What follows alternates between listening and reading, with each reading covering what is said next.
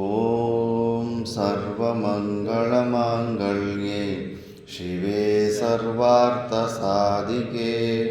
ಶರಣ್ಯೆ ತ್ರ್ಯಂಬಕೆ ಗೌರಿ ನಾರಾಯಣಿ ನಮೋಸ್ತುತೆ. ಓಂ ಶಾಂತಿ ಶಾಂತಿ ಶಾಂತಿ. ನಾವು ಶ್ರೀದೇವಿ ಮಹಾತ್ಮ್ಯ ಪುರಾಣದಲ್ಲಿ 14 ಅಧ್ಯಾಯಗಳ ವಿಚಾರ ಮಾಡಿದ್ದೀವಿ. ಈಗ 15ನೇ ಅಧ್ಯಾಯ. ತಮ್ಮನಾದ ನಿಶುಂಭನನ್ನು ದೇವಿ ಸಂಹರಿಸಿಬಿಟ್ಲು. ಅಂದರೆ ನಮ್ಮಲ್ಲಿರೋ ಮಮಭಾವವನ್ನು ದೇವಿ ಕೊಂದುಬಿಟ್ಲು. ಈಗ ನಮ್ಮಲ್ಲಿ ಅಹಂಕಾರ ಇರುತ್ತೆ. ಮುಖ್ಯವಾದ ಮೇನ್ ವಿಲನ್ ಈ ಅಹಂಕಾರನೇ. ಎಲ್ಲಿ ತನಕ ಈ ಅಹಂಕಾರ ಹೋಗೋದಿಲ್ಲೋ ಅಲ್ಲಿ ತನಕ ನಮಗೆ ನಮ್ಮ ಒಳಗಡೆ ಇರೋ ದೇವಿ ನಮಗೆ ಪ್ರಕಾಶಿಸೋದಿಲ್ಲ. ಅದಕ್ಕೆ ಇವಾಗ ಆ ಶುಂಭನನ್ನು ಕೊಲ್ಲುವ ಪ್ರಕರಣ ಬರುತ್ತೆ. ಶುಂಭನು ತನ್ನ ತಮ್ಮನ ತಲೆ ಮುಂಡೆ ಯುದ್ಧ ಮಾಡಿದ್ದನ್ನು ನೋಡಿ ಬಹುಧೈರ್ಯವುಳ್ಳ ಭುಜವು ತನಗೆ ಮುರಿಯಿತೆ ಎಂದು, ಅಂದರೆ ಭುಜವು ಮುರಿಯಿತೆ ಎಂದು, ಭಯಂಕರ ಶೂರನೇ ಹೋದೆಯಾ, ದೇವತೆಗಳ ಗಂಡ ನೆನಪನೇ ಹೋದೆಯಾ ಎನ್ನುತ್ತಲೂ ದೇಹದ ತುಂಡಗಳನ್ನು ಮುಂದಿಟ್ಟು ಮರುಗಿದನು. ಅವನ ತಲೆ ಕತ್ತರಿಸಿದ ಮೇಲೆ ಕೂಡ ಅವನ ತಲೆ ಕೂಡ ಯುದ್ಧ ಮಾಡಿರುತ್ತೆ. ದೇವತೆಗಳನ್ನು ಅಟ್ಟಾಡಿಸಿ ಓಡಿಸಿರುತ್ತೆ. ಆದ ಧೈರ್ಯವನ್ನು ನೋಡಿಬಿಟ್ಟು ಸ್ವಲ್ಪ ಮೆಚ್ಚಿಕೊಂಡು ನನ್ನ ಭುಜನೇ ಮುರಿದೋಯ್ತಲ್ಲ ಅಂತ ಕಷ್ಟಪಡ್ತಾ ಇದ್ದಾನೆ. ನೀನಿಲ್ಲದಿರಲು ಈ ಸಂಪತ್ತು, ಸ್ವರ್ಗ ಸುಖ, ದೇವತೆಗಳ ಅಧಿಕಾರವು ಯಾರಿಗೆ ಬೇಕು? ಶೂರನೇ, ನಿನ್ನ ಉಳಿಸಿಕೊಂಡನೇ ನಾನಂದರೆ ನಿನ್ನನ್ನು ಉಳಿಸ್ಕೊಳ್ಳೋದಕ್ಕಾಗಲಿಲ್ವಲ್ಲ. ಚಂಡಿಯಿಂದ ನಿನ್ನನ್ನು ಉಗಿಸಿವೆನು. ನನ್ನ ಯುದ್ಧವನ್ನು ಯಾರು ನೋಡುವರು? ನೋಡತಕ್ಕವನೇ ಹೋದೆಯಾ ಎಂದು ದುಃಖಿಸಿದನು. ನಾನು ಯುದ್ಧ ಮಾಡಿ ಗೆದ್ದು ಬಿಡ್ತೀನಿ, ದೇವಿಯನ್ನು ಸೋಲಿಸ್ಬಿಡ್ತೀನಿ, ಆದರೆ ನೋಡೋದಕ್ಕೆ ಯಾರು ಇಲ್ಲವಲ್ಲ ಅಂತ ದುಃಖ ಪಡ್ತಾ ಇದ್ದಾನೆ. ಈ ಬ್ರಹ್ಮಾಂಡವನ್ನು ಬಿರಿಯುವಂತೆ ಹೊಡೆಯುವೆನು, ಹರಿಹರನು ಸುಡಿವೆನು. ಇಂದು ಚಂಡಿಯನ್ನು 2 ತುಂಡು ಮಾಡಿ ಮಾಂಸದ ಪಿಶಾಚಿಗಳಿಗೆ ಹಂಚುವೆನು. ಕೇವಲ ಮಾತಿನಿಂದ ಪ್ರಯೋಜನವೇನು? ನನ್ನ ಪ್ರೀತಿಯ ವಸ್ತುವೇ ಹೋಯಿತು ಎಂದು ಆ ತಮ್ಮನ ಶವವನ್ನು ಮುಟ್ಟುತ್ತಾ ಶುಂಭನು ಈ ದೇಹ ಸಾಕೆನ್ನುತ್ತಿದ್ದನು. ಈ ದೇಹ ಸಾಕಂದರೆ ಅವನಿಗೂ ಅವನ ಪ್ರಾಣದ ಮೇಲೆ ಆಸೆ ಹೋಗ್ತಾ ಇದೆ. ನನ್ನದು ಎನ್ನುವುದು ಹೋದ ನಂತರ ನಾನು ಎನ್ನುವುದು ತಾನಾಗಿ ಹೋಗುವುದರಿಂದ ನಾನು ಇರಬಾರದು ಎಂದನು. ಅಷ್ಟೇ, ಮಮಭಾವ ಹೋಗ್ಬಿಟ್ರೆ ಮತ್ತೆ ನಾನು ಅನ್ನೋ ಭಾವ ತೆಕ್ಕೊಳ್ಳೋದು ಈಸಿಯಾಗಿರುತ್ತೆ, ಅದು ಹೊಟ್ಟೋಗ್ಬಿಡುತ್ತೆ ಅಂತ.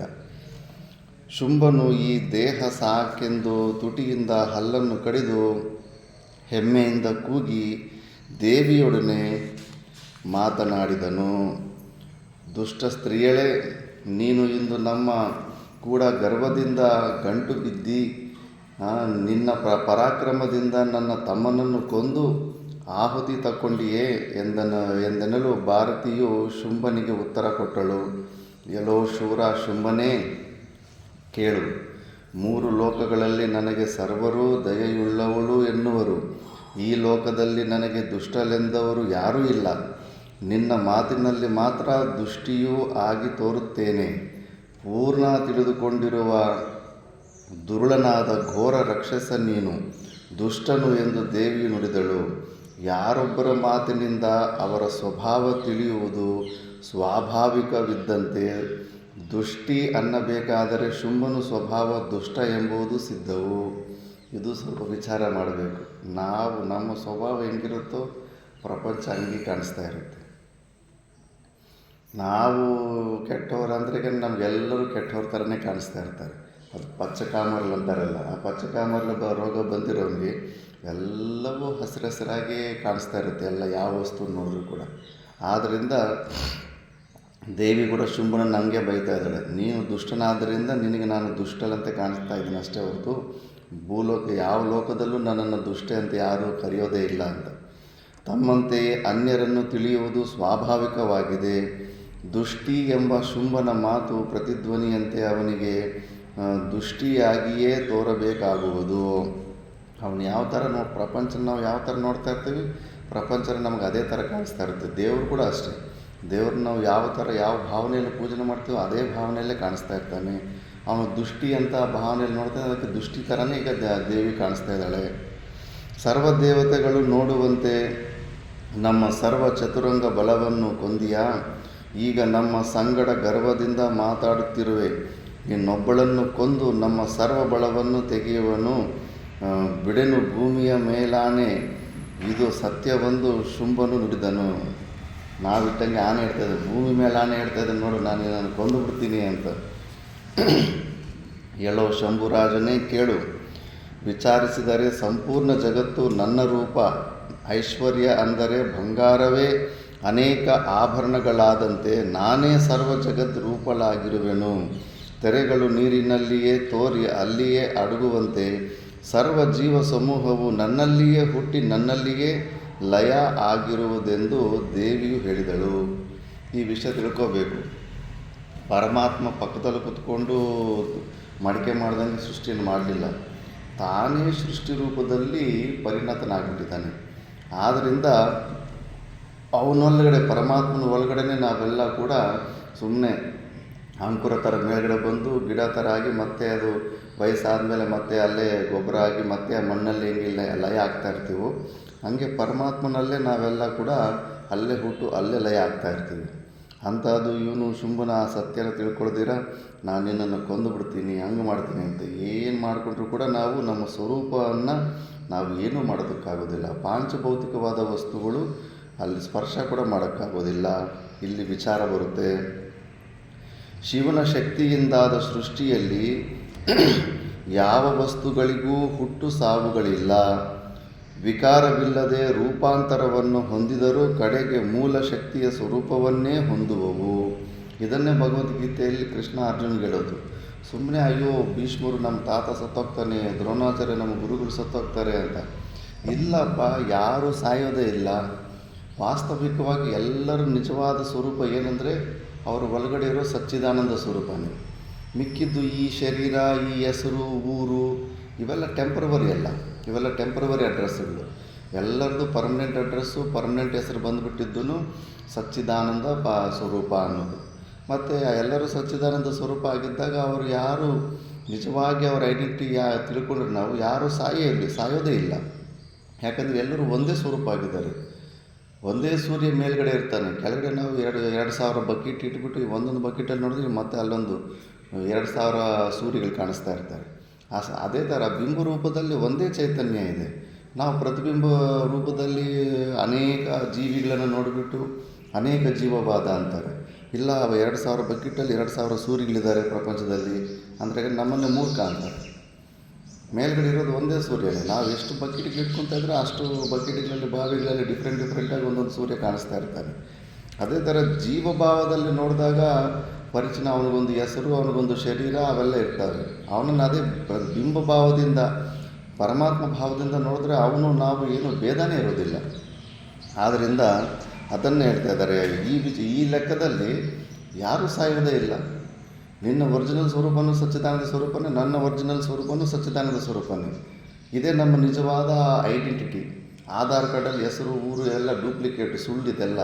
ಅದೆಲ್ಲ ಸ್ವಲ್ಪ ಹೊತ್ತಿಗೆ, ಈ ಜನ್ಮಕ್ಕೆ ಮಾತ್ರ ಅಷ್ಟೇ ಆ ಹೆಸರು, ಊರು ಎಲ್ಲ. ನಿಜವಾದ ಹೆಸರು ನಮ್ಮದು ಸಚ್ಚಿದಾನಂದ ಸ್ವರೂಪ. ನಾವೆಲ್ಲರೂ ಒಂದೇ ಆಗಿದ್ದೀವಿ. ಒಂದೇ ಸೂರ್ಯ ಇದ್ದಂಗೆ ಬಿಂಬ ರೂಪದಲ್ಲಿ ನಾವೆಲ್ಲನೂ ಒಂದೇ. ಮತ್ತು ಆ ಆತ್ಮಕ್ಕೆ ಸಾವಿಲ್ಲ, ಹುಟ್ಟಿಲ್ಲ. ಅದಕ್ಕೆ ಅವನು ಅರ್ಜುನ ಅಯ್ಯೋ ನಮ್ಮ ತಾತ ಸತ್ತೋಗ್ತಾರೆ. ಯಾರೂ ಸತ್ತೋಗೋದಿಲ್ಲ ಅಂತ. ಸರಿ ಅಪ್ಪ, ನಿನಗೆ ಈ ಜ್ಞಾನ ನಿನಗೆ ಅರ್ಥ ಆಗಲಿಲ್ವಾ? ಅವರೆಲ್ಲ ಬೇರೆಯವರು ಜೀವರೇ ಅಂತ ಅನ್ಕೋ. ಜೀವ ಅಂತ ಅಂದ್ಕೊಂಡ್ರೂ ಕೂಡ ಈ ಸ್ಥೂಲ ಶರೀರ ಮಾತ್ರ ವಿಯೋಗ ಆಗ್ತಾ ಇರುತ್ತೆ ಅಷ್ಟೇ. ಮತ್ತು ಈ ಸ್ಥೂಲ ಶರೀರನ ಸತ್ತ ಮೇಲೆ ಇಲ್ಲಿ ಬಿಟ್ಟ ಮೇಲೆ ಇನ್ನೊಂದು ಸೂಕ್ಷ್ಮ ಶರೀರದಲ್ಲಿ ಅಲ್ಲೇ ನಿಂತ್ಕೊಂಡು ನೋಡ್ತಾ ಇರ್ತಾರೆ. ನಾವು ಅವ್ರ ಶವನ ತೊಗೊಂಡು ಹೋಗೋದು, ಸ್ಮಶಾನದಲ್ಲಿ ಉಣಿಸೋದು, ಸುಟ್ಟೋದು ಎಲ್ಲ ಮಾಡ್ತಾ ಇರ್ತೀವಲ್ಲ, ಸೈಡಲ್ಲಿ ನಿಂತ್ಕೊಂಡು ಪಿಕ್ಚರ್ ನೋಡ್ದಂಗೆ ನೋಡ್ತಾ ಇರ್ತಾರೆ. ಅವರು ಅಲ್ಲೇ ಇರ್ತಾರೆ. ಮತ್ತು ಇನ್ನೊಂದು ಈ ಶರೀರ ಪ್ರಾರಬ್ಧ ಮುಗಿದ ಮೇಲೆ ಇನ್ನೊಂದು ಎಲ್ಲೋ ಒಂದು ಕಡೆ ಜನ್ಮ ತೊಗೊಂಡು ಮತ್ತೆ ಬರ್ತಾ ಇರ್ತಾರೆ. ಅವರು ನೀನು ಸಚ್ಚಿದಾನಂದ ಸ್ವರೂಪ ಪರಮಾತ್ಮ ಅಂತ ತಿಳ್ಕೊಳ್ಳಿಲ್ಲ ಅಂದರು, ಜೀವ ಅಂತ ತಿಳ್ಕೊಂಡ್ರೂ ಕೂಡ ನೀನು ಚಿಂತೆ ಮಾಡಬೇಕಾದ ಅವಶ್ಯಕತೆ ಇಲ್ಲ ಅಂತಾರೆ. ಯಾಕಂದರೆ ಜೀವ ಕೂಡ ಯಾವತ್ತೂ ಸಾಯೋದಿಲ್ಲ, ಅನಾದಿ ಕಾಲದಿಂದ ಇದ್ದಾನೆ. ಆ ಜೀವ ಸಾಯೋದು ಕೇವಲ ಜ್ಞಾನದಿಂದಲೇ. ಜ್ಞಾನ ಬಂದಾಗ ಅವನು ಜೀವಭಾವವನ್ನು ಬಿಟ್ಟು ಪರಮಾತ್ಮ ಭಾವ ಆಗಿಬಿಡ್ತಾನೆ. ಅವನು ಜೀವಭಾವದಲ್ಲಿದ್ದರೂ ಕೂಡ ಅವನು ಕಂಟಿನ್ಯೂಸ್ ಆಗಿ ಇದ್ದೇ ಇರ್ತಾನೆ. ಅವನನ್ನು ಕೂಡ ಈ ಪಾಂಚಭೌತಿಕವಾದ ವಸ್ತುಗಳು ಸಾಯಿಸೋದಕ್ಕಾಗೋದಿಲ್ಲ. ಅವನು ಪರ್ಮನೆಂಟ್ ಆಗಿರ್ತಾನೆ. ಸುಮ್ಮನೆ ಈ ಶರೀರಗಳು ಬಿಟ್ಟು ಇನ್ನು ಶರೀರ ತಗೊಂಡು ಹೋಗ್ತಾ ಇರ್ತಾನೆ. ಅಯ್ಯೋ ನಮ್ಮವ್ರು ಹೋಗ್ಬಿಟ್ರಲ್ಲ, ನಮ್ಮಪ್ಪ ಹೋದ್ರಲ್ಲ, ತಂದೆ ಹೋದ್ರಲ್ಲ, ತಾಯಿ ಹೋದ್ರಲ್ಲ, ಹಂಗೆ ಹಿಂಗೆ ಅಂತ ಸುಮ್ಮನೆ ನಾವು ನೋವು ತಿಂತಾ ಇರ್ತಾರೆ. ಅವ್ರು ಆಲ್ರೆಡಿ ಎಲ್ಲೋ ಒಂದು ಜಾಗದಲ್ಲಿ ಜನ್ಮಕ್ಕೆ ಬಂದುಬಿಟ್ಟಿರ್ತಾರೆ ಪ್ರಾರಂಭದಲ್ಲಿ. ಇದ್ದಾರೆ ಅವ್ರು ಇಲ್ಲ ಅಂತ ಸುಮ್ಮನೆ ನಮಗೆ ಭ್ರಾಂತಿ ಅಷ್ಟೇ. ಅವರಿದ್ದೇ ಇರ್ತಾರೆ. ಈ ಪ್ರಕಾರದಲ್ಲಿ ನಾವು ಈ ಶರೀರ ವಿಯೋಗಗಳ ಬಗ್ಗೆ ಯಾವುದೇ ಪ್ರಕಾರವಾಗಿ ಚಿಂತೆ ಮಾಡಬೇಕಾದ ಅವಶ್ಯಕತೆ ಇರೋದಿಲ್ಲ. ಕಾರ್ಯಗಳು ನಾಶವಾಗದಂತೆ ಕಂಡರೆ ಕಾರಣ ಸ್ವರೂಪವಾದವೆಂದು ತಿಳಿಯತಕ್ಕದ್ದು. ಈಗ ಕಾರ್ಯರೂಪದಲ್ಲಿ ಒಂದು ಕಾಣಿಸ್ತಾ ಇರ್ತದೆ. ಕಾರ್ಯ ನಾಶ ಆಯಿತಂದರೆ ಈಗ ಮಡಿಕೆ ಕಾರ್ಯ, ಮಣ್ಣು ಕಾರಣ. ಕಾರ್ಯ ನಾಶ ಆಯ್ತಂದರೆ ಮಡಿಕೆ ಹೊಡೆದೋಯ್ತು ಅದನ್ನು ಅಂದರೆ ಮತ್ತೆ ಅದು ಪುಡಿ ಪುಡಿಯಾಗಿ ಮತ್ತೆ ಮಣ್ಣಿಗೆ ಹೋಗುತ್ತೆ, ಮಣ್ಣೇ ಆಗುತ್ತೆ, ವಾಪಸ್ಸು ಕಾರಣದಲ್ಲೇ ಹೋಗುತ್ತೆ. ಅದಕ್ಕೆ ಸಕಲ ಈ ಕಾರ್ಯರೂಪ ಜಗತ್ತು ಏನೆಲ್ಲ ಕಾಣಿಸ್ತಾ ಇದೆಯೋ ಎಲ್ಲದಕ್ಕೂ ಮುಖ್ಯವಾದ ಕಾರಣ ಪರಮಾತ್ಮನೇ, ಸಚ್ಚಿದಾನಂದ ಸ್ವರೂಪನೇ. ಕಾರ್ಯರೂಪದಲ್ಲಿಲ್ಲ ಅಂದರೆ ಕಾರಣರೂಪದಲ್ಲಿ ಮತ್ತೆ ಅಲ್ಲೇ ಇರ್ತಾನೆ ಅಷ್ಟೇ ಹೊರತು ಅದನ್ನು ಕಂಪ್ಲೀಟಾಗಿ ಇಲ್ಲದಿರೋ ಆಗೋದೇ ಇಲ್ಲ. ತೆರೆಗಳು ನಾಶ. ಈಗ ನೀರು, ಸಮುದ್ರದಲ್ಲಿ ನೀರು, ದೊಡ್ಡ ನೀರಿರುತ್ತೆ, ನೀರಿನ ಮೇಲೆ ಅಲೆಗಳು ಬರ್ತಾ ಇರ್ತವೆ. ಆ ಅಲೆಗಳು ಬಂದಂಗೆ ನಾವು ಜೀವರಿದ್ದಂಗೆ. ಆ ಅಲೆಗಳು ಬಂದ್ಬಿಟ್ಟು ನಾನು ಸಮುದ್ರಕ್ಕಿಂತ ಭಿನ್ನವಾಗಿದ್ದೀನಿ, ಸಪ್ರೇಟಾಗಿದ್ದೀನಿ ಅಂತ ಅನ್ಕೊತಾ ಇರ್ತಾರೆ. ಎಷ್ಟೊತ್ತು ಅಲ್ಲಿಂದ ಇಲ್ಲಿ ಸ್ವಲ್ಪ ದೂರ ಬಂದಮೇಲೆ ಮತ್ತೆ ಸಮುದ್ರದಲ್ಲಿ ಲಯ ಆಗಿಬಿಡ್ತಾ ಇರ್ತಾರೆ.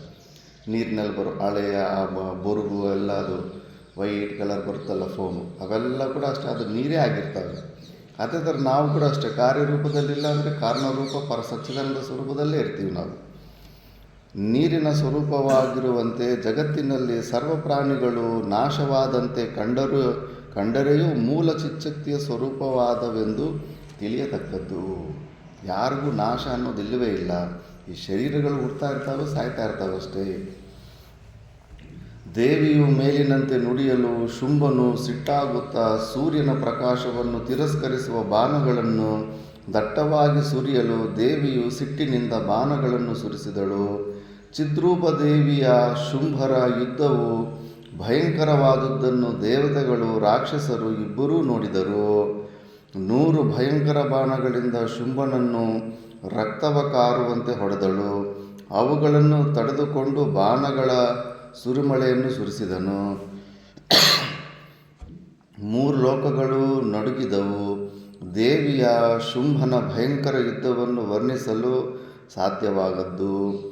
ಪರದೇವತೆಯು ಶುಂಭನ ಬಾಣದಿಂದ ನೊಂದು ಶುಂಭನನ್ನು ಬಾಣದಿಂದ ಹೊಡೆದಳು.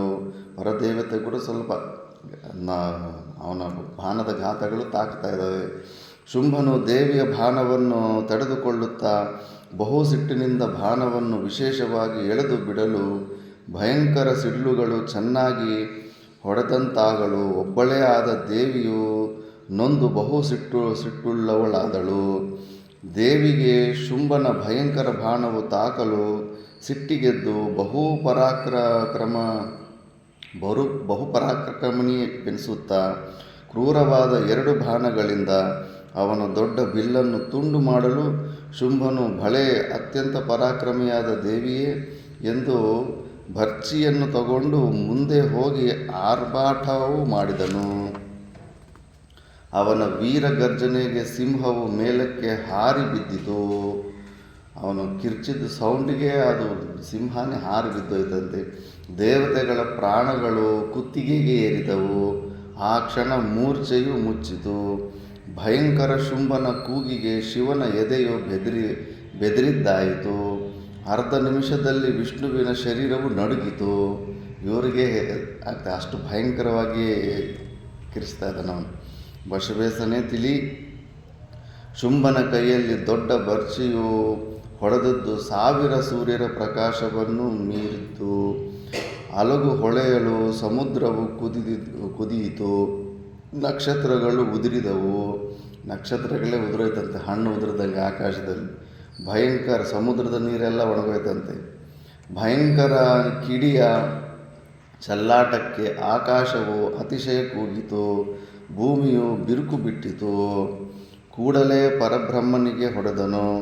ದೇವಿಯು ಸುದರ್ಶನ ಚಕ್ರದಿಂದ ಅದನ್ನು ಕುಟ್ಟುತ್ತಿರಲು ಧೈರ್ಯವುಳ್ಳವಲಿರುವಳೆಂದು ಕತ್ತಿ ಡಾಲುಗಳನ್ನು ತಗೊಂಡು ಮುಟ್ಟಲು ಬರಲು ಕೈಯೊಳಗಿನ ಕತ್ತಿಯು 100 ಸೂರ್ಯರ ಪ್ರಕಾಶದಷ್ಟು ಹೊಳೆಯುತ್ತಿರಲು ದೇವಿಯನ್ನು ಹೊಡೆದನು. ಶುಂಭನು ದೇವಿಯನ್ನು ನೋಡುತ್ತಾ ಹೊಡೆದನು. ದೇವಿಯು ಅದನ್ನು ನೋಡಿ ತಪ್ಪಿಸಿ ಖಡ್ಗವನ್ನು ಕಡಿದಳು.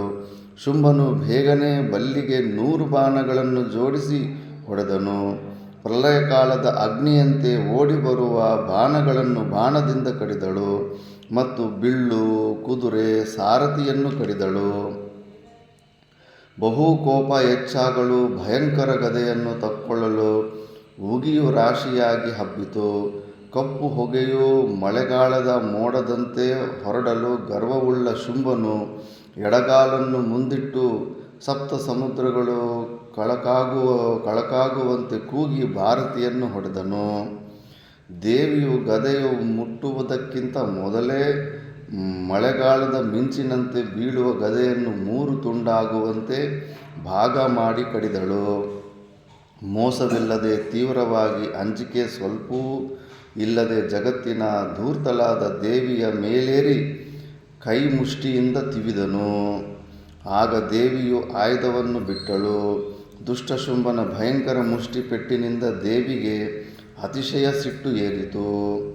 ಕಣ್ಣುಗಳಿಂದ ಕಿಡಿಯನ್ನು ಸುರಿಸಿ ಮುಷ್ಟಿ ಮಾಡಿ ಶುಂಭನ ಎದೆಯನ್ನು ಬಹು ಸಿಡಿಲು ಹೊಡೆದಂತೆ ಅತಿಶಯ ಭ್ರಷ್ಟನಾದ ಶುಂಭನನ್ನು ತಿವಿದು ಬೇರೆ ಕಡೆಗೆ ಹೋದಳು. ಆಗ ಶುಂಭನು ಕಿಡಿಗಳನ್ನು ಹೊಗಳುತ್ತಾ ಬಹು ಪರಾಕ್ರಮಿಯಾದ ದೇವಿಯನ್ನು ಮುಷ್ಟಿಯಿಂದ ತಿವಿದು ಆಚೆಗೆ ಸರಿಯಲು ಮಹಾಶುಂಭನ ಎದೆಯನ್ನು ಶರೀರ ಬೀಳುವಂತೆ ಒದ್ದಳು.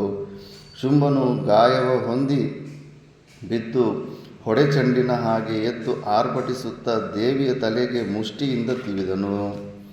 ಶುಂಭನ ಗಾಯಕ್ಕೆ ಬೇರೆ ಕಡೆ ಸರಿದು ನಿಲಕದಂತೆ ಆಕಾಶಕ್ಕೆ ಹಾರಲು ಶುಂಭನು ಸಿಟ್ಟಿನಿಂದ ಆಕೆಯ ಸಂಗಡ ಹಾರಿದನು.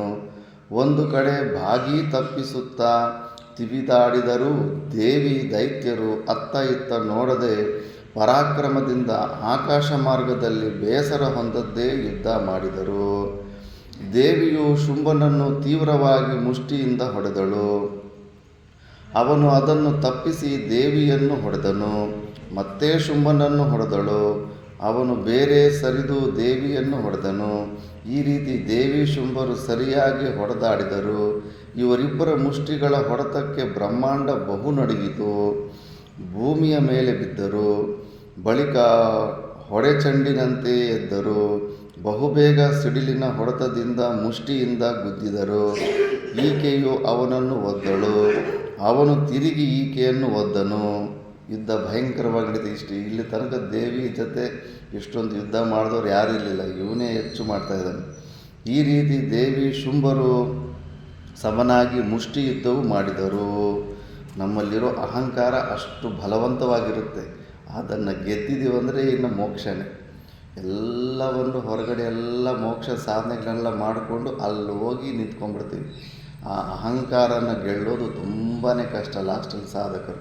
ಅದಕ್ಕೆ ಆ ಅಹಂಕಾರ ರೂಪದಲ್ಲಿರೋ ಶುಂಭನನ್ನು ಇಷ್ಟು ಪರಾಕ್ರಮಿಯಿಂದ ತೋರಿಸ್ತಾ ಇದ್ದಾರೆ. ದೇವಿ ಶುಂಭರು ಮೊಣಕಾಲುಗಳನ್ನು ಭೂಮಿಗೆ ಉರಿದರು. ಭಯಂಕರ ವೈರತ್ವದಿಂದ ಒಮ್ಮೆಯೂ ಪ್ರಾಣವನ್ನು ಲಕ್ಷ್ಯಕ್ಕೆ ತರದೆ ಸಿಟ್ಟಿನಿಂದ ಮುಂದೆ ಸರಿದು ಮುಷ್ಟಿಯಿಂದ ಹೊಡೆದಾಡಿದರು. ಹೇಳುವುದೇನಿದೆ, ಮುಷ್ಟಿಗಳು ವಿಶೇಷವಾಗಿ ಬೀಳಲು ಜೋಡು ಸಿಡಿಲಿನ ಹಾಗೆ ಬ್ರಹ್ಮಾಂಡದ ತುಂಬ ಕಿಡಿಗಳು ಹಾರಿದವು. ಕಣ್ಣುಗಳು ಕಿಡಿಗಳಿಗೆ ಸಮುದ್ರವು ಕುದಿಯಿತು. ಹೊಡೆದಾಡುವ ಮುಷ್ಟಿ ಕಿಡಿಗೆಯು ಕೂಗಾಡುವ ವೀರ ಕೂಗಿಗೂ ಬ್ರಹ್ಮಾಂಡ ಬಿರುದುದ್ದು ಯುದ್ಧವನ್ನು ನೋಡುತ್ತಿರುವ ದೇವತೆಗಳು ರಕ್ಕಸರು ಮೂರ್ಛೆಯಿಂದ ಕುಗ್ಗಿದರು. ದೇವಿ ಶುಂಭರ ತುಳಿತಕ್ಕೆ ಭೂಮಿಯು ನೀರೊಳಗಿನ ಕಮಲದಂತೆ ಬಹಳ ಅಲ್ಲಾಡಿತ್ತು. ದಿಟ್ಟ ವೀರರ ತುಳಿತಕ್ಕೆ ಭೂಮಿಯು ಹುಡಿ ಹುಡಿಯಾಗಿ ಮೇಲಕ್ಕೆ ಹಾರಿತು. ಕ್ರೂರ ಮುಷ್ಟಿಗಳ ಪೆಟ್ಟಿಗೆ ಬಿದ್ದು ಉರುಳಲು ಸಪ್ತ ಸಮುದ್ರಗಳ ನೀರು ಧ್ರುವಲೋಕದವರೆಗೂ ಹೋಗಿ ಬಿದ್ದವು. ಆ ನೀರು ಹಲ್ಲೋಲ ಕಲ್ಲೋಲಾಗ್ತಾಯಿದ್ರೆ ಮೇಲುಗಡೆ ಧ್ರುವಲೋಕ ಅಷ್ಟು ಮೇಲೆಗೆ ಎಗರ್ತಾ ಇತ್ತಂತೆ ಸಮುದ್ರದ ನೀರು. ಇಬ್ಬರೂ ಹಲ್ಲನ್ನು ಕಡಿಯುತ್ತಾ ಜಟ್ಟಿಗಳ ಯುದ್ಧದಂತೆ ಯುದ್ಧ ಮಾಡಿದರು. ಶುಂಭನು ಮಧುಕೈಟಭರನ್ನು, ಮಹಿಷಾಸುರನನ್ನು, 3 ಲೋಕಗಳ ಶೂರನನ್ನು ಯುದ್ಧಭೂಮಿಯಲ್ಲಿ ಮೆರೆಸಿದನು. ಇವರೆಲ್ಲ ರಾಕ್ಷಸರಿಗಿಂತ ಕೂಡ ಸಿಕ್ಕಾಪಟ್ಟೆ ಪವರ್ಫುಲ್ ಆಗಿದ್ದಂತೆ ಶುಂಭ. ಮಧುಕೈಟಭರಿಗಿಂತ, ಮಹಿಷಾಸುರನಿಗಿಂತ ತುಂಬ ಪವರ್ಫುಲ್ ಆಗಿದ್ದಂತೆ. ಭೂಮಿಯು ಕುಗ್ಗಿತು, ಶೂರತನವು ಕಡಿಮೆಯಾಗದು. ಎಲೆ ಬಸವನೇ ಕೇಳು, ಶುಂಭನು ಯುದ್ಧದಲ್ಲಿ ದೇವಿಯನ್ನು ಬೇಸರಿಸಿದನು. ದೇವಿಗೆ ಸಿಕ್ಕಾಪಟ್ಟೆ ಬೇಸರ ಬರ್ತಾ ಇದಂತೆ. ದೇವಿ ಶುಂಭರಿಬ್ಬರು ದೃಷ್ಟಿಯನ್ನು ಕೆಳಗೆ ಹಾಕದೆ ಬಹಳ ಆಯುಧಗಳೊಡನೆ ತೆಕ್ಕೆಯಲ್ಲಿ ಸೇರಿಸಿ ಉಸಿರಾಡದಂತೆ ಹತ್ತಿಕ್ಕಿದರು. ಮುಷ್ಟಿಯಿಂದ ಗುದ್ದಿ ಹಾರಿ ಹಿಂದಿರುಗಿದರು. ಬಗಳನ್ನು ಬಿಗಿದು ಕುತ್ತಿಗೆಯ ಮೇಲ್ಭಾಗದ ಮೇಲೆ ಗುದ್ದಿ ಚಿಗರಿಗಳಂತೆ ಹಾರಿಕೆಯನ್ನು ಹಾರುತ್ತಿದ್ದರು. ಕಾಣಿಸಿಕೊಳ್ಳುವವರು, ಅಡಗಿಕೊಳ್ಳುವವರು ತಲೆಯನ್ನು ಬಾಗಿಸಿ ಜಿಗಿದು ಭೂಮಿಯಲ್ಲಿ ಬಿದ್ದು ಬಿಗಿದದ್ದನ್ನು ಬಿಡಿಸಿಕೊಂಡು ಹೊಟ್ಟೆ ಹಚ್ಚಿ ಮೇಲೆ ಏರುವರು. ಮುಷ್ಟಿಯ ಹೊಡೆತವನ್ನು ತಪ್ಪಿಸುತ್ತಾ ಒತ್ತಟ್ಟಿಗೆ ಸರಿದ ಮೇಲಕ್ಕೆ ಹಾರುವರು. ಶುಂಭ ಶಾಂಭವಿಯ ದೇಹಗಳ ಹಾರಾಟದಿಂದ ಯುದ್ಧ ಆಡಿದರು. ಇವರು ಯುದ್ಧ ಆಡ್ತಾಯಿದ್ರೆ ಮಿಕ್ಕಿದ ಅಕ್ಕಪಕ್ಕದಲ್ಲಿರೋರೆಲ್ಲ ಎಗರ್ತಾ ಇದ್ದಾರಂತೆ. ಮತ್ತು ಅಷ್ಟು ಪರಾಕ್ರಮಿಯಾಗಿ ಯುದ್ಧ ಮಾಡ್ತಾ ಇದ್ದಾರೆ. ಯುದ್ಧ ಭೂಮಿಯಲ್ಲಿ ಇಬ್ಬರೂ ಗುದ್ದಾಟವನ್ನು ಮಾಡಿದರು. ತೇಕು ಉಬ್ಬಸಗಳಿಂದ ದಣಿವಾಗಿ ಮೈ ಬೆವರು ಬಂದು ಹಳ್ಳಗಳಂತೆ ಹರಿದವು. ಶುಂಭ ಶಾಂಭವಿಯರಿಬ್ಬರೂ ಏಕದೃಷ್ಟಿ, ಏಕಚಿತ್ತ, ಏಕಮುಖದಲ್ಲಿ ಕಾದಿದರು. ಬಹು ಸಿಟ್ಟು ಹೆಚ್ಚಾಯಿತು. ದೇವಿಯು ಶೂಲದಿಂದ ಶುಂಭನ ಎದೆಯನ್ನು ಚೆನ್ನಾಗಿ ಸೇರಿಸಿ ಚುಚ್ಚಲು ಅಲಗು ತಾಕಿ ಬೆನ್ನಿನೊಳಗಿಂದ ಪಾರಾಯಿತು. ದುಷ್ಟದಾನವ ಕಣ್ಣು ಮುಚ್ಚುತ್ತಾ ಭೂಮಿಯಲ್ಲಿ ಬಿದ್ದು ದೇಹವನ್ನು ಬಿಟ್ಟನು. ಭಾರತಿಯು ಕೂಗಿದಳು. ಸುರರು ಸಂತುಷ್ಟರಾದರು. ಇಲ್ಲಿ ವಿಚಾರ ಬರುತ್ತೆ, ಶುಂಭ ವಧೆಯ ವಿಚಾರ. ಏನು ಶುಂಭ ಅಂದರೆ, ಶುಂಭ ಸಕಲದರಲ್ಲಿ ನಾನೆಂಬ ದುರಹಂಕಾರವೇ ಶುಂಭನು. ನಾನು ಅನ್ನೋದು ಅಹಂಕಾರ. ಯಾವುದೇ ಏನೇ ಮಾಡಲಿ ನಾನು ಅನ್ನೋದು ಮಾತ್ರ ಬರಲೇಬಾರ್ದು. ಒಳಗಡೆ ಸೂಕ್ಷ್ಮ ರೂಪದಲ್ಲಿ ಕೂಡ ನಾನು ಮಾಡಿದೆ ಅಂತ ಅದೊಂದಿದ್ದರೆ ಮತ್ತೆ ಆಟೋಮೆಟಿಕ್ಕಾಗಿ ಜೀವಭಾವ ಬಂದುಬಿಡುತ್ತೆ. ಇನ್ನು ಎಲ್ಲ ಅನರ್ಥಗಳು ಸ್ಟಾರ್ಟ್ ಆಗಿಬಿಡುತ್ತೆ. ನಮಗೆ ಹೊರಗಡೆಯಿಂದ ಯಾರಾದರೂ ಮನಸ್ಸ ವಾಚ ಕರ್ಮನ ಹಿಂಸೆ ಮಾಡಿದಾಗ ಯಾಕೆ ನೋವಾಗುತ್ತಂದರೆ ಈ ಅಹಂಕಾರದಿಂದಾನೆ. ಅಹಂಕಾರ ಇರೋ ತನಕ ನಮ್ಮ ಜುಟ್ಟು ಎಲ್ಲರ ಕೈಲಿ ಇರುತ್ತೆ. ಯಾರು ಬೇಕಾದರೂ ನಮ್ಮನ್ನು ತಲೆ ಕೆಡಿಸ್ಬೋದು. ಸೊಳ್ಳೆ ಕೂಡ ಬಂದು ಬೇಕಾದರೆ ಕಿವಿ ಹತ್ರ ಕುಯ್ ಅಂದುಬಿಟ್ಟು ತಲೆ ಕೆಡಿಸ್ಬಿಡುತ್ತೆ. ಅಹಂಕಾರ ನಮ್ಮಲ್ಲಿರೋ ತನಕ ಎಲ್ಲರೂ ಆಟ ಆಡೋದು. ಎಲ್ಲರ ಕಾಲ ಕೆಳಗಡೆ ಇರೋ ಫುಟ್ಬಾಲ್ ಥರನೇ ಇರ್ತೀವಿ ನಾವು. ಅದಕ್ಕೆ ಎಲ್ಲಿ ತನಕ ಈ ಅಹಂಕಾರನ ತೆಕ್ಕೊಳ್ಳೋದಿಲ್ವೋ ಅಲ್ಲಿ ತನಕ ನಮಗೆ ಶಾಂತಿ ಸಿಗೋದಕ್ಕೆ ಸಾಧ್ಯವೇ ಇಲ್ಲ. ಆ ದುರಹಂಕಾರವೇ ನಾನೆಂಬುವ ದುರಹಂಕಾರ. ಅಹಂಕಾರದಿಂದಾಗುವ ಹಾನಿ, ಅಹಂಕೃತಿಯಿಂದ ಭವಬಂಧವು ನಿರಾಯಾಸವಾಗಿ ಪರಬ್ರಹ್ಮನವರೆಗೂ ಸಕಲ ತತ್ವಗಳನ್ನು ತಿಳಿಯಬಹುದು. ಈ ಅಹಂಕಾರ ಒಂದು ನಾಶ ಆದರೆಗನ ಇನ್ನು ಡೈರೆಕ್ಟ್ ಮೋಕ್ಷನೇ. ಸಾರ್ವಭೌಮನಿಂದ ಹಿರಣ್ಯಗರ್ಭನವರೆಗೂ ವಿಷಭೋಗವನ್ನು ದಾರಿಯಲ್ಲಿ ಬಿದ್ದ ಹುಲ್ಲು ಕಡ್ಡಿಯಂತೆ ಮೋಹಿಸದೆ ಬಿಡಬಹುದು. ಈ ಅಹಂಕಾರ ಒಂದು ಹೋಯ್ತಂದರೆ ಮತ್ತೆ ಪೋಸ್ಟು, ಸೃಷ್ಟಿಕರ್ತನ ಪೋಸ್ಟು, ಹಿರಣ್ಯಗರ್ಭ ಪೋಸ್ಟ್ ಅಂದರೆ ಬ್ರಹ್ಮನ ಪೋಸ್ಟಿಂದೆಲ್ಲ, ಅಂಥ ಪೋಸ್ಟಿಂದ ಹಿಡಿದು ಕೆಳಗಡೆ ಹುಲ್ಲು ಕಡ್ಡಿ ಯಾವುದೇ ಭೋಗದಲ್ಲೂ ಬೇಕಾದರೆ ಕಾಲಲ್ಲಿ ಒದ್ದು ನಾವು ಬಿಟ್ಬಿಡ್ಬೋದಂತೆ. ಅಷ್ಟು ಈಸಿ ಆಗುತ್ತೆ ಬಿಡೋದು ಮೋಹನ. ಈ ಅಹಂಕಾರನ ಒಂದು ತೆಕ್ಕೊಂಬಿಟ್ರೆ. ಆದರೆ ಅದು ಹೋಗೋದಿಲ್ವಲ್ಲ, ಅದು ಬುಸ್ ಬುಸ್ ಅಂತ ಇರುತ್ತೆ. ಯಾರು ಒಂದು ಮಾತು ಅನ್ನೋಂಗಿಲ್ಲ, ಬುಸ್ ಅಂತ ಬುಸ್ ಕೊಡ್ತೀವಿ. ಅಹಂಕಾರ ಅಷ್ಟು ಭಯಂಕರವಾಗಿರುತ್ತೆ. ಒಂದು ವಿಷಯದಲ್ಲಿ ಯಾರು ಟಚ್ ಮಾಡಬಾರ್ದತ್ರ ಟಚ್ ಮಾಡಿದ್ರೆ ಬುಸ್ ಅನ್ನುತ್ತೆ ಅದು. ಆದರೆ ಅಹಂ ಜಯಿಸುವುದು ಸಾಧ್ಯವೇ? ತೋರುವ ಶರೀರಾದಿ ವಸ್ತುಗಳಿಗೆ ನನ್ನದೆಂಬುವುದು ಹೇಗೆ ಭ್ರಾಂತಿಯೋ ಹಾಗೆ ನಾನು ಎನ್ನುವುದು ಭ್ರಾಂತಿಯೇ. ನಾನೆಂಬ ಜ್ಞಾನವೇ ಬಂಧವು. ದೇಹಾದಿಗಳು ನಾನೆಂಬ ಬುದ್ಧಿಯೇ ಅಧಿಕ ಪಾಪವು. ಇದಕ್ಕಿಂತ ದೊಡ್ಡ ಪಾಪ ಇನ್ನೊಂದಿಲ್ವಂತೆ. ಗೋಹತ್ಯ ಮಹಾಪಾಪ, ಗುರುಹತ್ಯ, ಇಂಥ ದೊಡ್ಡ ದೊಡ್ಡ ಭಯಂಕರ ಪಾಪಗಳು ಕೂಡ ಶಾಸ್ತ್ರದಲ್ಲಿ ಪ್ರಾಯಶ್ಚಿತ್ತ ಇದೆ. ಹೌದಾ, ನೀನು ಗೋಹತ್ಯೆಯನ್ನು ಮಾಡಿಬಿಟ್ಟಿದೆಯಾ, ಸರಿ ಬಾ, ನೀನು ಈ ಥರ ಹಸುವಿನ ಮೂಲೆಗಳು ಕತ್ತಲ್ಲಿ ಹಾಕ್ಕೊಂಡು ಪರಿವ್ರಾಜಕ ಒಂದೇ ಹೊತ್ತು ಊಟ ತಿನ್ಕೊಂಡು ಕಾಲ್ನಡಿಗೆಯಲ್ಲಿ ಕೆಲವೊಂದು ಪುಣ್ಯಕ್ಷೇತ್ರಗಳಿದ್ದಾವೆ. ಆ ಪುಣ್ಯಕ್ಷೇತ್ರಕ್ಕೆ ನಡ್ಕೊಂಡು ಹೋಗ್ಬಿಟ್ಟು ಕೆಲವೊಂದು ಕರ್ಮಕಾಂಡದ ಯಾಗ ಯಜ್ಞಾದಿಗಳು ಮಾಡಿಬಿಟ್ರೆ ಗೋಹತ್ಯೆ ಮಹಾಪಾಪ ಕೂಡ ದೂರ ಆಗಿಬಿಡುತ್ತೆ. 3 ವರ್ಷ ಕಂಟಿನ್ಯೂಸ್ ಆಗಿ ಪ್ರಾಣಾಯಾಮ ನಿಲ್ಲಿಸ್ದಿರ ಮಾಡ್ತಾಯಿದ್ರೆ ಗುರುಹತ್ಯೆ ಪಾಪ ಇಂಥ ದೊಡ್ಡ ದೊಡ್ಡ ಮಹಾಪಾಪಗಳು ಕೂಡ ಕ್ಷೀಣ ಆಗುತ್ತೆ ಅಂತ ಅಲ್ಲಿ ಪರಿಷ್ಕಾರ ಇದೆ. ಆದರೆ ನಾನು ಈ ದೇಹ, ನಾನು ಈ ಶರೀರ ಅಂದ್ಕೊಳ್ಳೋದು ಒಂದು ಪಾಪದ ಕೆಲಸ ಮಾಡ್ತೇವಲ್ಲ, ಎಲ್ಲ ಪಾಪಗಳಿಗೂ ಮೂಲವಾದ ಮೂಲ ಪಾಪ. ಈ ಪಾಪಕ್ಕೆ ಕರ್ಮಕಾಂಡದಲ್ಲಿ ಯಾವುದೇ ಪ್ರಾಯಶ್ಚಿತ್ಯ ಇಲ್ಲ. ಈ ಪಾಪ, ಎಲ್ಲ ಪಾಪಗಳಿಗೂ ಮೂಲ ಪಾಪ ನಾನು ಈ ಶರೀರ ಅಂತ ಅಂದುಕೊಳ್ಳೋದು, ಆ ದೇಹವು. ಅದನ್ನೇ ಹೇಳ್ತಾ ಇದ್ದಾರೆ. ನಾನೆಂಬ ಜ್ಞಾನ ಇಲ್ಲಿ ತೋರುವ ಶರೀರಾದಿ ವಸ್ತುಗಳಿಗೆ ನನ್ನದೆಂಬುದು ಹೇಗೆ ಭ್ರಾಂತಿ, ಹಾಗೆ ನಾನು ಎಂಬುದು ಭ್ರಾಂತಿಯೇ. ನಾನೆಂಬ ಜ್ಞಾನವೇ ಬಂಧವು. ದೇಹಾದಿಗಳು ನಾನೆಂಬ ಬುದ್ಧಿಯೇ ಅಧಿಕ ಪಾಪವು. ಇದೇ ದೊಡ್ಡ ಪಾಪ. ದೇಹಾದಿ ತಾನೆಂಬ ಬುದ್ಧಿಯುಳ್ಳವನಾಗಿ ಕೋಟಿ ದೇಹಗಳಲ್ಲಿ ಉಗ್ರ ತಪಸ್ಸನ್ನು ಮಾಡಿದರೂ ನಿಜ ಸುಖವು ದೊರೆಯಲಾರದು. ಈ ಅಹಂಕಾರ ಬಿಡ್ದಿರ ನೀನು ಎಷ್ಟೇ ಕೋಟಿ ಜನ್ಮಗಳು ತಗೋ, ತಪಸ್ಸು ಮಾಡ್ತಾಯಿರೋ, ಅದು ಮಾಡ್ತಾಯಿರೋ, ಏನೇ ಮಾಡ್ತಾಯಿರೋ, ಎಲ್ಲ ಕೊಟ್ಟು ನಿನಗೆ ಯಾವತ್ತಿಗೂ ಸುಖ ಸಿಗೋದಿಲ್ಲ. ತನು ಭಾವಲಿಯೇ ದುಃಖ ನಾಶವು. ನಾನು ಎಂಬುದು ಅಡಗಿದ್ದೇ ಮೋಕ್ಷವು. ಯಾವಾಗ ಈ ನಾನು ಅನ್ನೋದು ಸತ್ತೋಗುತ್ತೋ ಅದೇ ಆವಾಗಲೇ ಮೋಕ್ಷ ನಿನಗೆ. ಇದು 3ನೇ ಚರಿತ್ರೆ ಜ್ಞಾನಕಾಂಡ. ಇಲ್ಲಿ ಇನ್ನೂ ಸ್ವಲ್ಪ ವಿಚಾರ ಬರುತ್ತೆ. ಮನುಷ್ಯರ ಮುಖ್ಯ ಕರ್ತವ್ಯ ಏನು ಅಂತ. ಅತ್ಯಂತ ದುಃಖ ನಿವೃತ್ತಿ ಪರಮಾನಂದ ಪ್ರಾಪ್ತಿಯು, ಅಥವಾ ಎಂದೂ ಜನನ ಮರಣಗಳಿಲ್ಲದೆ ಸದಾ ಪರಮಾನಂದವ ಹೊಂದುವುದೇ ನರರಿಗೆ ಕರ್ತವ್ಯ, ಮನುಷ್ಯರಿಗಾದಂಥ ಕರ್ತವ್ಯ. ಇದನ್ನೇ ಮರ್ತೋಗ್ಬಿಟ್ಟಿದ್ದಾರೆ. ಮನುಷ್ಯ ಜನ್ಮ ಏತಕ್ಕೆ ಬಂದಿದ್ದು ಅನ್ನೋ ವಿಷಯನೇ ಯಾರೂ ವಿಚಾರ ಮಾಡ್ತಾ ಇಲ್ಲ. ಸುಮ್ಮನೆ ಅಕ್ಕಪಕ್ಕ ನೋಡ್ತಾರೆ, ಅವರು ಏನೋ ಕೆಲಸ ಮಾಡ್ತಾವ್ರೆ, ತಿಂತಾವ್ರೆ, ಮದುವೆ ಮಾಡ್ಕೊತವ್ರೆ, ಮಕ್ಕಳು ಹುಟ್ಟಿಸ್ತಾವ್ರೆ, ಸತ್ತೋಗ್ತಾಯಿದ್ದಾರೆ. ಅಷ್ಟೇ ಜೀವನ ಅಂದ್ಕೊಂಡ್ಬಿಟ್ಟಿದ್ದಾರೆ. ಮನುಷ್ಯರಾಗಿ ನಾವು ಏನಕ್ಕೆ ಹುಟ್ಟಿದ್ದೀವಿ ಅಂತ ಒಂದು ಸತಿ ವಿಚಾರ ಮಾಡೋದೇ ಇಲ್ಲ. ಮನುಷ್ಯ ಜನ್ಮದ ಮೂಲ ಕರ್ತವ್ಯನೇ ಮೋಕ್ಷನ ಹೊಂದೋದಕ್ಕೆ ಬಂದಿರೋದು. ಇಷ್ಟು ಒಳ್ಳೆಯ ಶರೀರ.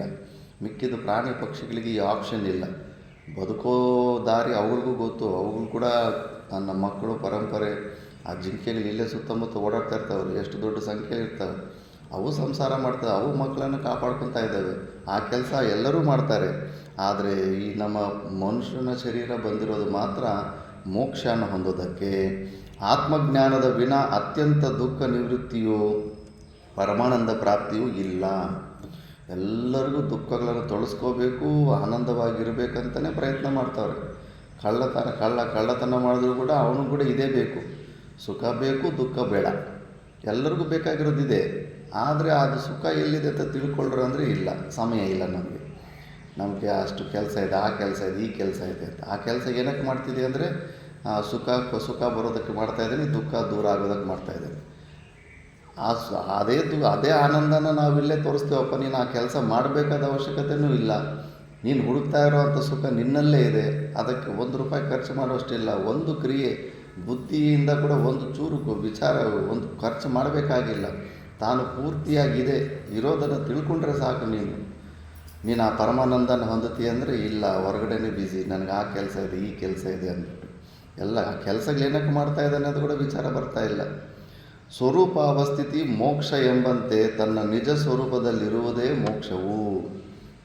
ನಮ್ಮ ನಿಜವಾದ ಸ್ವರೂಪ ಏನು, ನಾವು ಯಾರು, ಈ ಜನ್ಮದಲ್ಲಿ ಈ ಶರೀರ, ಈ ಹೆಸರು, ಈ ಶರೀರ ಬಿಟ್ಟು ಹೋದ್ಮೇಲೆ ಮತ್ತೆ ನಾವು ಹೆಂಗಿರ್ತೀವಿ, ನಮ್ಮ ಕಲ್ಲರ್ ಏನು, ನಮ್ಮ ಹೈಟ್ ಏನು, ನಮ್ಮ ತೂಕ ಎಷ್ಟು, ಇದ್ರ ಬಗ್ಗೆ ಏನಾದರೂ ವಿಚಾರ ಮಾಡಿದ್ದೀವ? ಹೆಂಗಿರ್ತೀವಿ ನಾವು?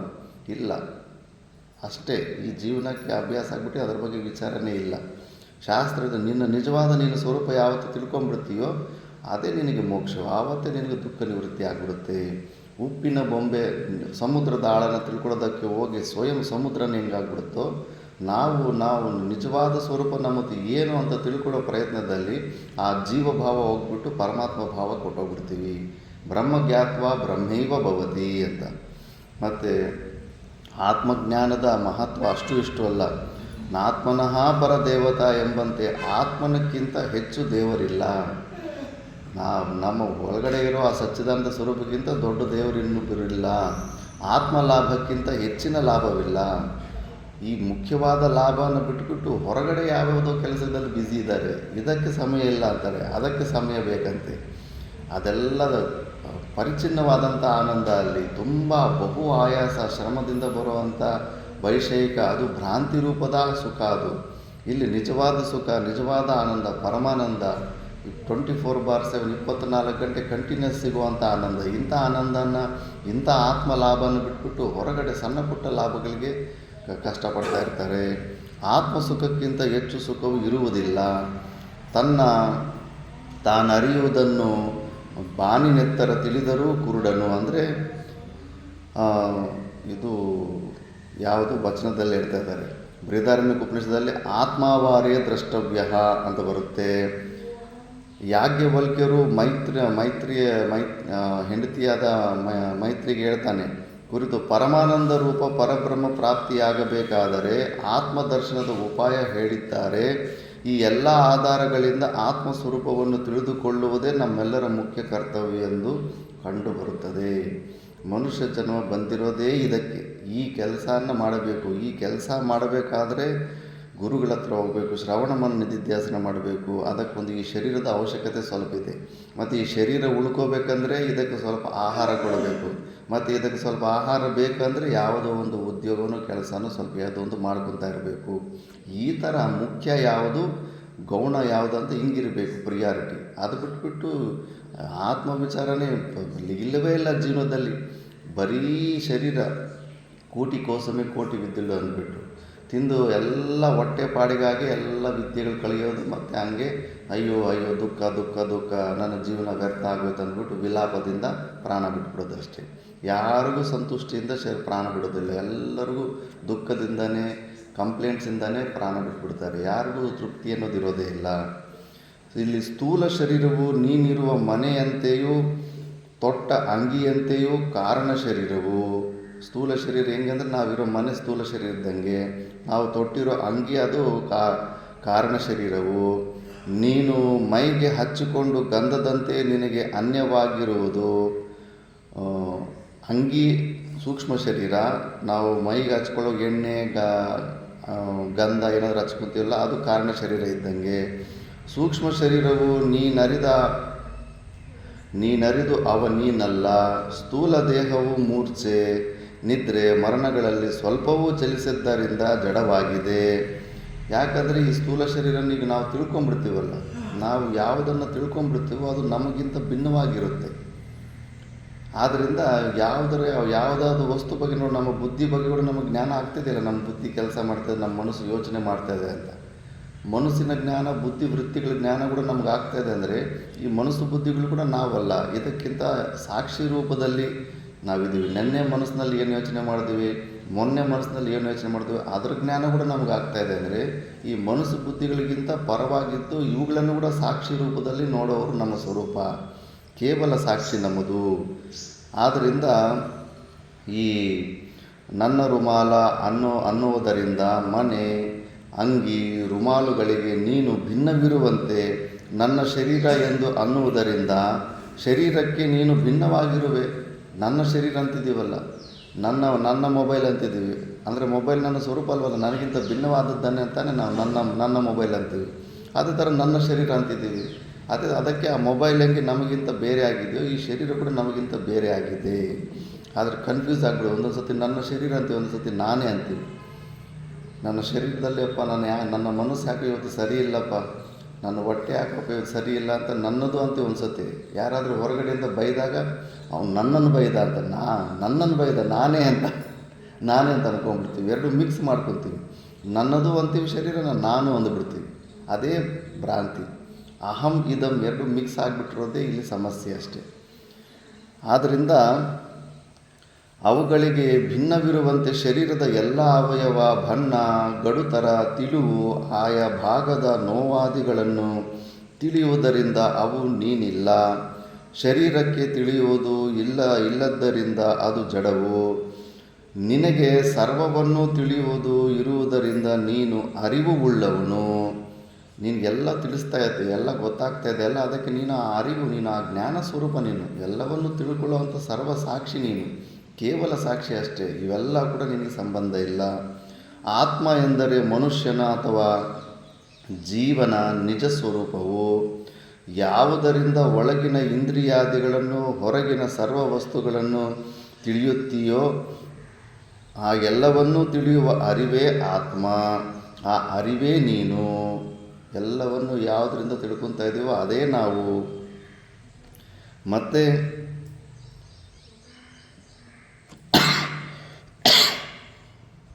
ಸರ್ವವನ್ನು ಅರಿಯುವುದರಿಂದ ನೀನು ಅರಿವಿನ ಸ್ವರೂಪನೂ ಸರ್ವಜ್ಞನು. ಸರ್ವವನ್ನು ಅರಿಯುವ ಶುದ್ಧ ಅರಿವಿಗೆ ಆತ್ಮ, ಬ್ರಹ್ಮ, ಶಿವ, ದೇವ, ಸಂಪತ್ತು, ಪುರುಷ, ಪ್ರಾಣಲಿಂಗಾದಿ ಅನೇಕ ನಾಮಗಳುಂಟು. ಅದನ್ನೇ ನಾವು ಆತ್ಮ ಅಂತೀವಿ, ಪರಮಾತ್ಮ ಅಂತೀವಿ, ದೇವರಂತೀವಿ, ದೇವಿ ಅಂತೀವಿ, ವಿಷ್ಣು ಅಂತೀವಿ, ಶಿವ ಅಂತೀವಿ, ಬ್ರಹ್ಮ ಅಂತೀವಿ. ಎಲ್ಲವೂ ಒಂದೇ ವಸ್ತು ಭಗನೆ. ಅದೇ ನಮ್ಮ ಸ್ವರೂಪವಾಗಿದೆ.